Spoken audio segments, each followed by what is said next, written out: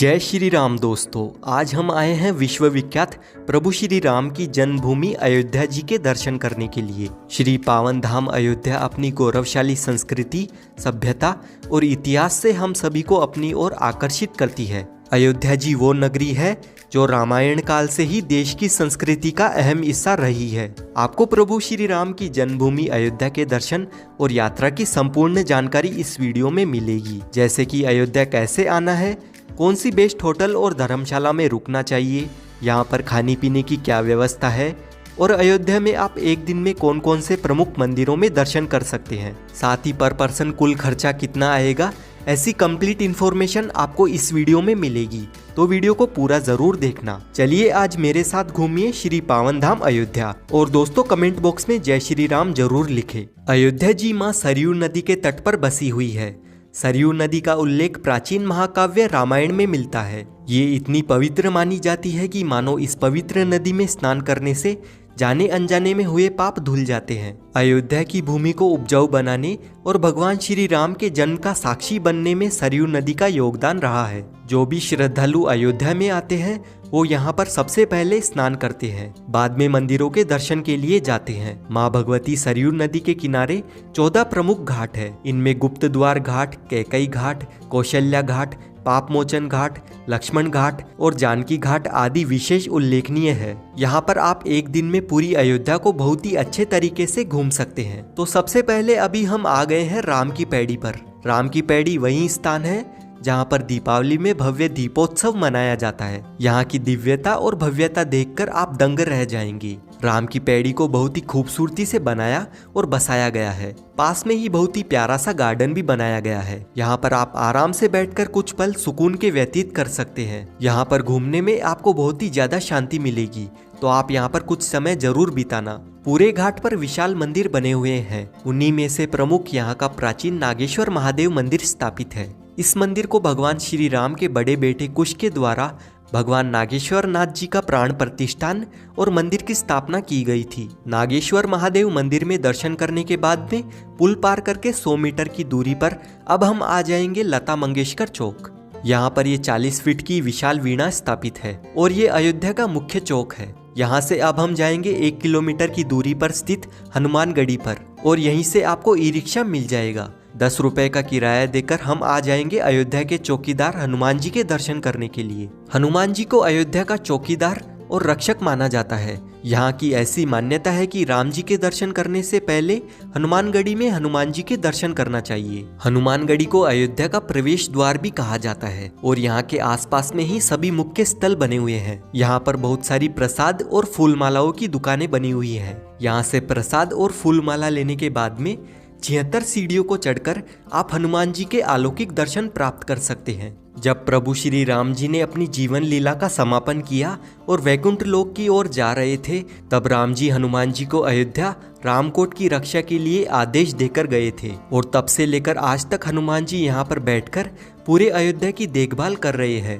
और इसीलिए हनुमानगढ़ी ऊंचे टीले पर स्थित है और ये टीला एक किले जैसा दिखता है। मंदिर में हनुमान जी माता अंजनी की गोद में बैठे हुए हैं। ऐसा कहा जाता है कि लंका दहन और रावण पर विजय प्राप्त करने के बाद में जब भगवान श्री राम अयोध्या वापस आए थे, तब से हनुमान जी इसी स्थान पर विराजमान है। इसीलिए इस स्थान को हनुमानगढ़ी और हनुमान कोट कहते हैं। इस मंदिर की सभी दीवारों पर हनुमान चालीसा और चौपाइयां लिखी हुई है। साथ ही हनुमानगढ़ी के बिल्कुल सामने रामकोट मंदिर बना हुआ है। कहते हैं कि किसी समय में ये अयोध्या का सबसे ऊंचा मंदिर गिना जाता था। रामकोट यानी कि किला, राम जी का किला। ये मंदिर राजद्वार मंदिर है। रामायण और रामचरितमानस में राजद्वार का जिक्र सैकड़ों बार आता है और यहीं से रामकोट क्षेत्र की शुरुआत होती है। यहाँ से 100 मीटर की दूरी पर दशरथ महल बना हुआ है और वहीं से 150 मीटर की दूरी पर कनक भवन, माता सीता और राम जी का महल स्थित है और कनक भवन से 250 मीटर की दूरी पर राम जन्म भूमि स्थित है। यहाँ पर दर्शन करने के बाद में अब हम लोग आ जाएंगे दशरथ महल में दर्शन करने के लिए।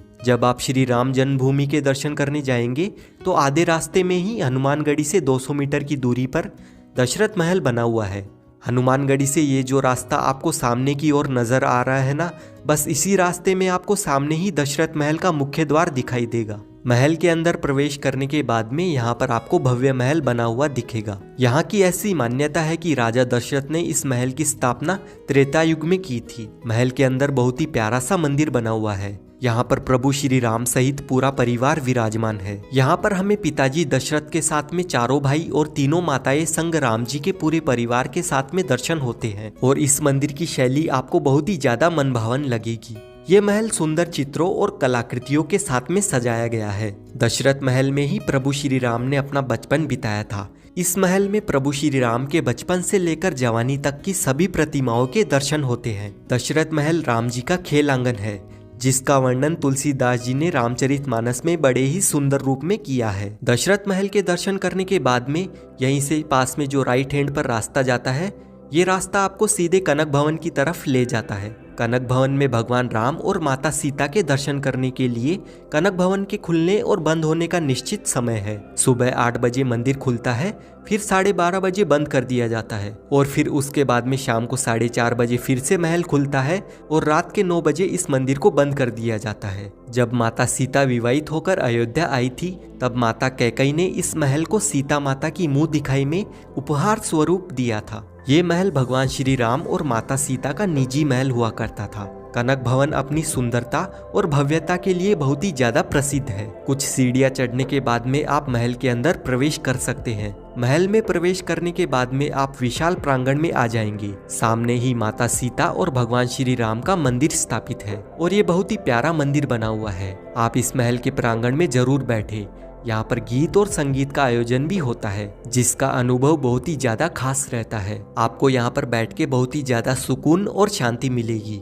तो आप कनक भवन में दर्शन करने जरूर आइए। कनक भवन में दर्शन करने के बाद में अब हम लोग चलेंगे राम जन्मभूमि मंदिर में प्रभु श्री राम जी के दर्शन करने के लिए। राम जन्मभूमि मंदिर के खुलने और बंद होने का एक निश्चित समय है। सुबह 7 बजे मंदिर खुलता है, फिर 11:30 बजे बंद कर दिया जाता है और उसके बाद में दोपहर 2 बजे फिर से मंदिर खोला जाता है और शाम को 7 बजे बंद कर दिया जाता है। पूरी दुनिया इस मंदिर के इतिहास को जानती है, कैसे मुगल शासकों के द्वारा इस मंदिर को नष्ट किया गया था। 1528 में इस मंदिर को तोड़कर उसी मलबे से मंदिर के ऊपर बाबरी मस्जिद को बना दिया गया था। उसके बाद कई राजाओं और वीरों ने राम जन्मभूमि पर अपना अधिकार पाने के लिए कई लड़ाइयों का सामना किया और आज भी कार सेवकपुरम में राम मंदिर कार्यशाला में राम मंदिर का वो ढांचा रखा हुआ है, जिसे सच करने के लिए कई कार सेवकों ने अपना बलिदान देकर अंत में लंबे विवाद और सैकड़ों वर्षों के इंतजार के बाद में माननीय सुप्रीम कोर्ट की 5 जजों की बेंच ने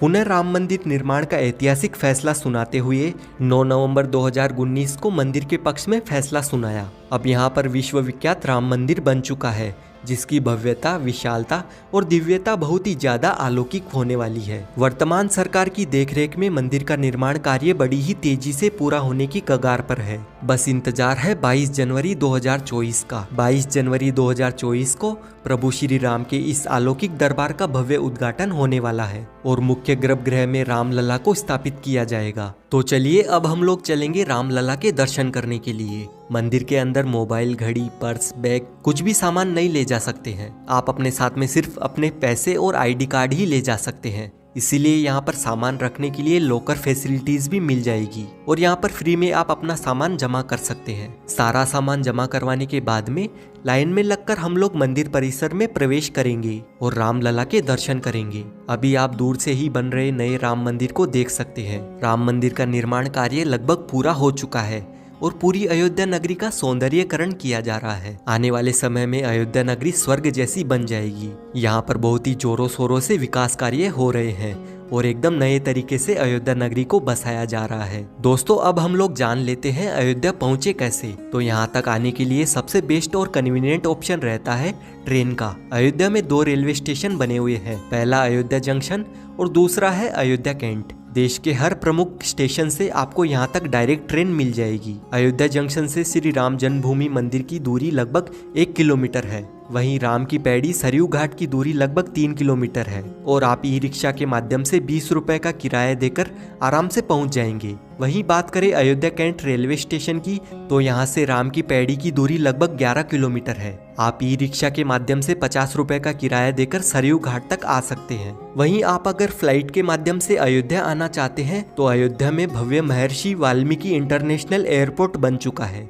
और राम मंदिर के उद्घाटन से पहले ही अयोध्या में आने वाले भक्तों के लिए 1 जनवरी 2024 से शुरुआत में दिल्ली, मुंबई, बेंगलुरु और हैदराबाद से सीधे अयोध्या तक हवाई यात्रा की सुविधा मिल जाएगी, तो आप आराम से फ्लाइट से भी अयोध्या आ सकते हैं। अब बात करते हैं कि आपको होटल या धर्मशाला कहां पर लेनी चाहिए। वैसे तो पूरे अयोध्या में बहुत सारी धर्मशालाएं और होटल बने हुए हैं, लेकिन अयोध्या जंक्शन रेलवे स्टेशन के सामने जो रोड जाती है, इस रोड पर बहुत ही अच्छे और बजट होटल मिल जाते हैं। आप यहाँ पर आराम से होटल या धर्मशाला ले सकते हैं। यहाँ पर नॉन एसी रूम 600 रुपए से स्टार्ट होते हैं, वहीं एसी रूम 900 रुपए तक मिल जाते हैं। अयोध्या में हम लोग खाने पीने की बात करें तो दोस्तों कनक भवन के पास में ही कनक सरकार रसोई बनी हुई है। इस रसोई में एकदम शुद्ध बहुत ही स्वादिष्ट भोजन मिलता है। मात्र 90 रुपए से 150 रुपए में आप यहाँ पर अनलिमिटेड थाली भोजन ग्रहण कर सकते हैं। और इस रसोई में घर पर बने गाय के देसी घी से सारा खाना बनाया जाता है और यहाँ से आप अपने घर के लिए 900 रुपए लीटर शुद्ध गाय का घी खरीद कर भी लेकर जा सकते हैं। अगर आप अयोध्या आते हैं तो एक बार इस रसोई को जरूर विजिट करना। वहीं अगर आप यहाँ पर फ्री में भोजन करना चाहते हैं तो राम मंदिर के पास में ही अमावा राम मंदिर बना हुआ है।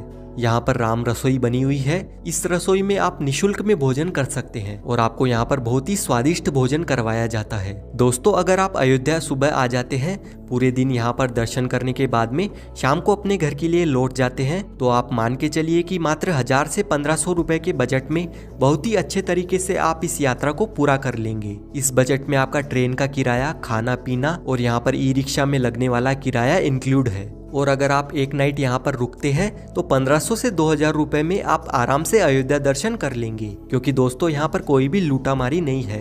आप कम बजट में इस यात्रा को पूरा कर लेंगे।